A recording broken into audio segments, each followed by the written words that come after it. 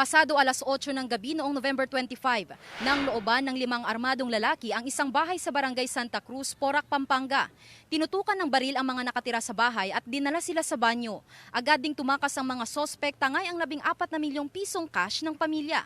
Kinabukasan na na-report ang pangyayari matapos itawag ng isang concerned citizen.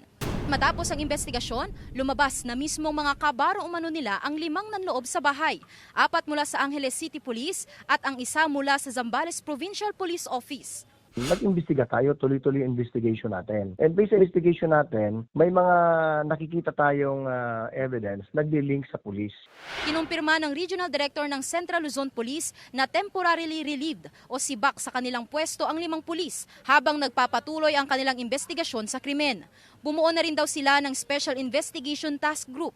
We received an anonymous letter. Yung anonymous letter na yun containing galing yon allegedly itong letter na to galing to sa Men and Women of Station 2 ng Angeles City Police Station. Sila ang naglagay ng ito yung mga involved doon sa insidente to give way doon sa ating ginagawa investigation doon sa possible involvement ng 5, kaya natin pinarelieve sila sa post. Hindi muna pinangalanan ang 5 pulis na umano'y sangkot sa insidente. Wala pa rin silang pahayag.